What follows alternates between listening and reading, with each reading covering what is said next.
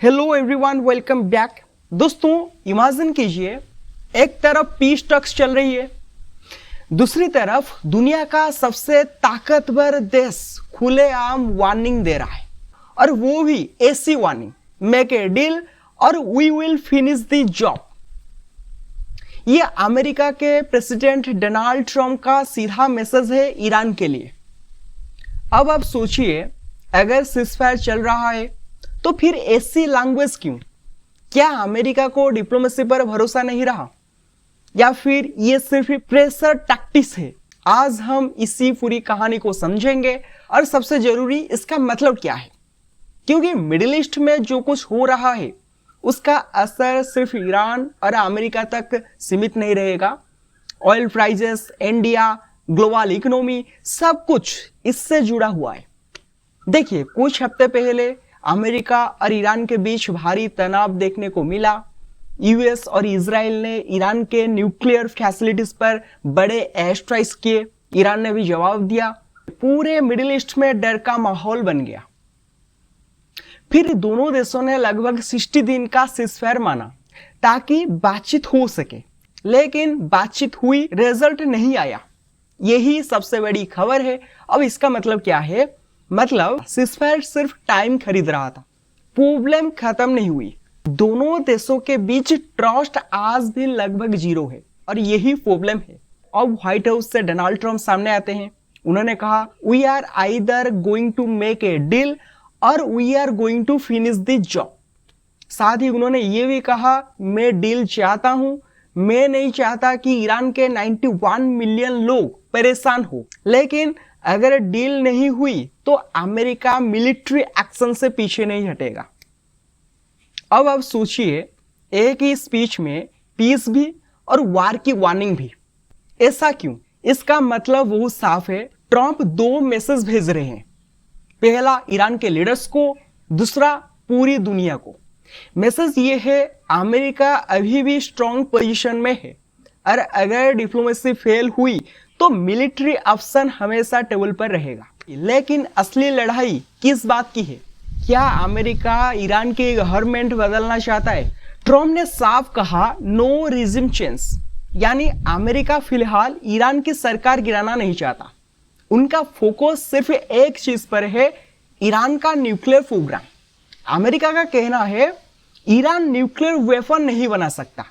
Trump ने तो Iran के एनरिच्ड यूरेनियम को न्यूक्लियर डस्ट तक कह दिया।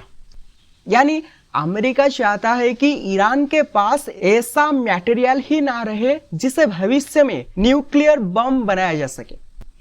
अब इसका मतलब क्या है? मतलब ये सिर्फ आज की लड़ाई नहीं है। अमेरिका फ्यूचर को कंट्रोल करना चाहता है, वो रिस्क लेना ही नहीं चाहता।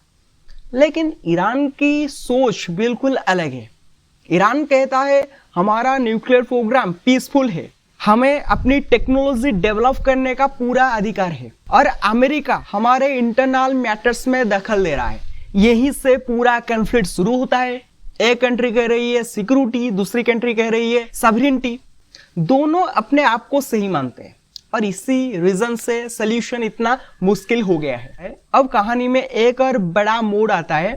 ईरान इस समय मातम में है। सुप्रीम लीडर अली खामेनी की मौत के बाद पूरे देश में फ्यूनरल सेरेमनीज हो रही है, लाखों लोग सड़कों पर उतरते हैं। ईरान पूरी दुनिया को दिखाना चाहता है कि उसके लोग अभी भी उसके साथ खड़े हैं। लेकिन इसी दौरान ट्रंप का स्टेटमेंट आता है, और इससे टेंशन और बढ़ जाती है। अब आप सोचिए, इससे इमोशनल टाइम पर वार्निंग देना क्या सिर्फ कोइंसिडेंस है, या फिर पॉलिटिकल टाइमिंग?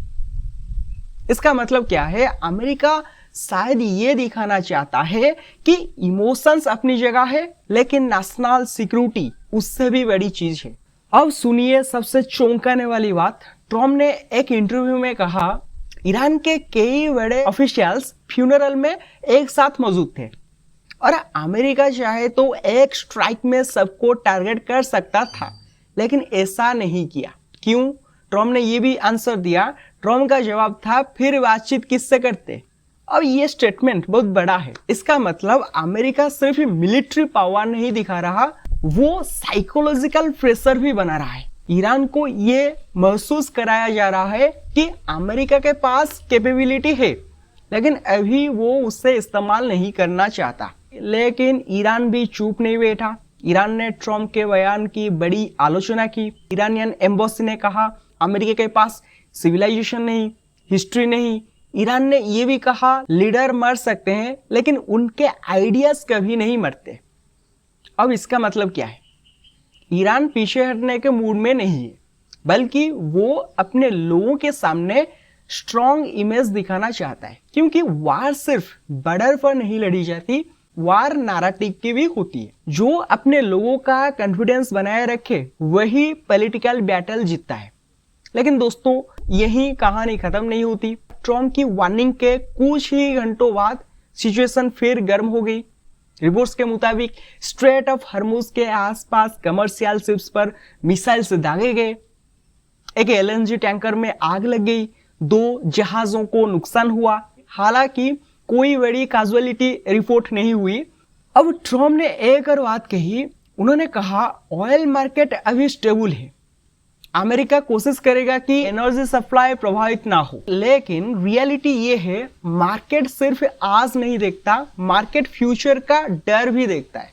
अगर इन्वेस्टर्स को लगा कि हॉर्मुज कभी भी बंद हो सकता है तो ऑयल प्राइसेस तुरंत ऊपर जा सकते हैं। यानी कई बार सिर्फ डर भी इकोनॉमी को हिला देता है। अब सबसे बड़ा सवाल, आगे क्या होगा? पहली पॉसिबिलिटी, ईरान और अमेरिका फिर से बातचीत शुरू करे, कोई लिमिटेड न्यूक्लियर डील हो जाए, सैंक्शंस में थोड़ी राहत मिले और वार टल जाए। दूसरी पॉसिबिलिटी, बातचीत पूरी तरह टूट जाए, फिर लिमिटेड मिलिट्री स्ट्राइक्स शुरू हो, प्रॉक्सी ग्रुप्स एक्टिवेट हो जाए, मिडिल ईस्ट फिर से जलने लगे। तीसरी पॉसिबिलिटी, दोनों देश वार नहीं चाहते लेकिन लगातार प्रेशर बनाए रखे, यानी ना पूरी शांति ना पूरी लड़ाई, बस हमेशा टेंशन। और सच कहूं, अभी सबसे ज्यादा चांसेस इसी तीसरे सिनेरियो के दिख रहे हैं। अब आप सोचिए, ट्रम्प लगातार कह रहे हैं I would rather make a deal, लेकिन उसी सांस में we will finish the job. यानी अमेरिका कैरेट भी दिखा रहा है और स्टिक भी। ईरान भी झुकने को तैयार नहीं, अमेरिका भी पीछे हटना नहीं चाहता। यही रीजन है कि मिडिल ईस्ट आज भी दुनिया का सबसे अनप्रेडिक्टेबल रीजन बना हुआ है। दोस्तों, जियोपॉलिटिक्स में अक्सर सबसे खतरनाक सिचुएशन वो नहीं होती जब वार चल रही हो, बल्कि वो होती है जब पीस टॉक्स चल रही हो लेकिन दोनों तरफ मिसाइल्स भी तैयार खड़ी हो। आज बिल्कुल वही हो रहा है। ट्रम्प की वार्निंग, हॉर्मुज का तनाव, न्यूक्लियर इश्यू, ये सब मिलाकर बता रहे हैं कि सीजफायर सिर्फ एक पॉज है, दी एंड नहीं। अब देखना ये होगा क्या अगले कुछ हफ्तों में डील होती है या फिर दुनिया एक और बड़े मिडिल ईस्ट क्राइसिस की तरफ बढ़ रही है। आपको क्या लगता है, क्या ट्रम्प की स्ट्रैटेजी ईरान को नेगोशिएशन टेबल पर ले आएगी या फिर ये वार्निंग एक और बड़े टकराव की शुरुआत है? अपनी राय कमेंट में जरूर बताइए। मैं सही डेली जियोपॉलिटिकल एनालिसिस आपके लिए प्रोवाइड करता हूं, तो चैनल को सब्सक्राइब कीजिए। Thank you, have a good day.